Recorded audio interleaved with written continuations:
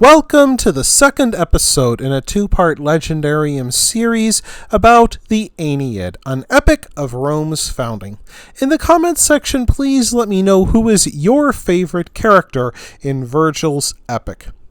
After leaving Carthage and the dying Queen Dido, massive storm clouds greet the Trojan fleet as it leaves Carthage. Aeneas redirects the ships to the Sicilian port of Eryx, where his friend Acestes rules. After landing and being welcomed by Acestes, Aeneas realizes that it is 1 year to the day exactly since his father's death. He proposes 8 days of sacrificial offerings and a 9th day of competitive games in honor of his father. They include rowing, running, javelin throwing, and boxing. These games are beset by comic misfortunes. During the rowing race, at least 2 ships sink by accident. Nisus leads for most of the way during the foot race, but slips on sacrificial blood near the finish and loses the race to Euryalus. Next, the mighty but arrogant Dares puts on gloves and challenges any takers to a fight. The challenge is accepted by Entellus, a great boxer seemingly past his prime. To avoid killing the arrogant young Dares, Entellus backs off and pulls his punches. But to show what he could have done to Dares, he kills a bull, the prize to be given to the winner, with a single devastating punch that spills the beast's brains. These are light-hearted comic moments in an epic poem that has relatively few of them. On the coast of Sicily, the sea god Neptune However, he demands that one of the crew perish on the voyage as a sacrifice for the safety of the others. Palinurus, the lead captain of Aeneas's fleet, falls asleep at the helm and falls into the sea, thus becoming Neptune's sacrifice. This seems a ridiculous impulse of divine vanity. Neptune shows no anger against the Trojan, yet he requires the death of Palinurus for safe passage. It is unclear why Neptune needs to be pacified, for he is calm and gentle, and even conducts his demand for a sacrifice with the tone of a friendly business transaction. Yet the death of Palinurus shows, yet again, how the whims of the gods can have grave consequences for mortal men. Nonetheless, this sacrifice allows the fleet to arrive safely in Italy, and there the men set out their tables and indulge in a meal of bread and oil. Unfortunately, one of the men is so overcome with hunger that he gets splinters in his teeth, seemingly fulfilling the Harpy's prophecy that the Trojans would eat their own tables.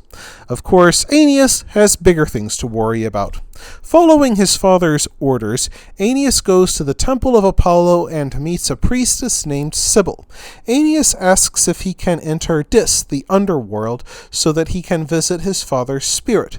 The Sibyl replies that he must find a golden branch in the nearby forest, and if he breaks it off easily, he may enter. A pair of doves lead Aeneas to the branch, which he easily breaks off, and so he enters the underworld Dis. Just inside the gate runs the river Acheron, where the ferryman Charon delivers the spirits of the dead across the river. He passes by souls condemned to stay on the other side, for they did not receive a proper burial. That includes Palinurus, condemned for all eternity by Neptune's whim.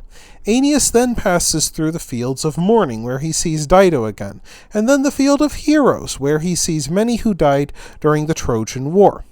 Virgil portrays an afterlife in which people are judged according to their deeds, and this won Virgil admiration from medieval Christians, some of whom revered him as a sort of prophet. Finally, Aeneas meets his father Anchises, who congratulates him on having made the difficult journey. Anchises describes what will become of the Trojan descendants. Romulus will found Rome, a Caesar will eventually come from the line of Ascanius, and Rome will reach a golden age of rule over the world. In effect, the poem serves as imperial propaganda, likely a reason why Augustus wanted it published. This ends the first 6 books of the Aeneid, which is patterned on the Odyssey. The next 6 books will be patterned on the Iliad, which tells the story of the Trojan War rather than an epic voyage across strange lands. The arrival of the Trojans in Italy begins peacefully enough.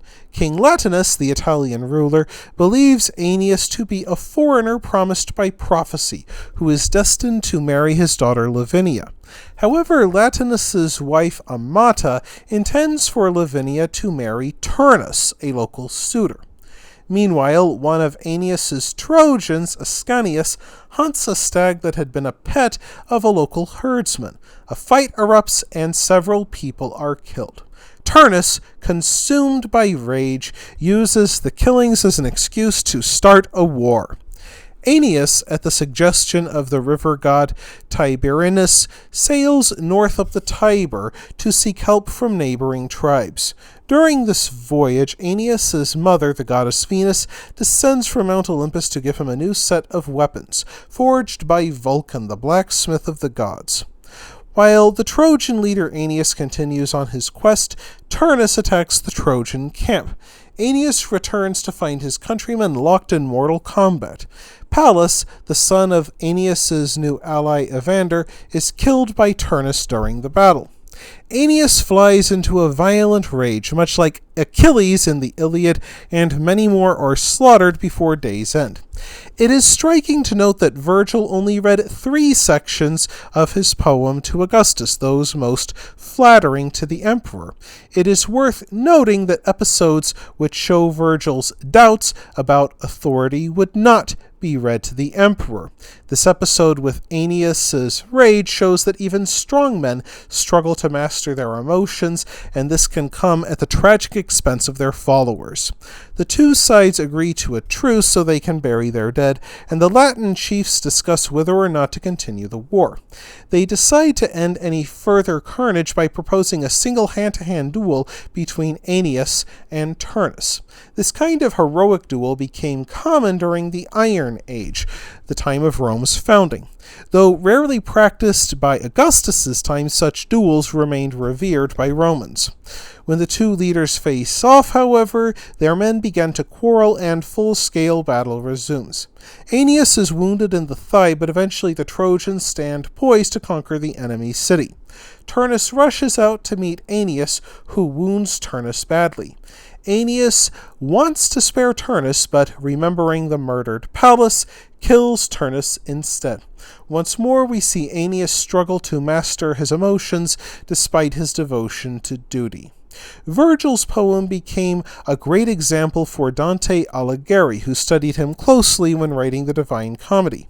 Virgil's Aeneid contributed to Dante's choices, and Dante even made his hero Virgil his guide through the underworld over the course of his Divine Comedy, written 1,300 years later.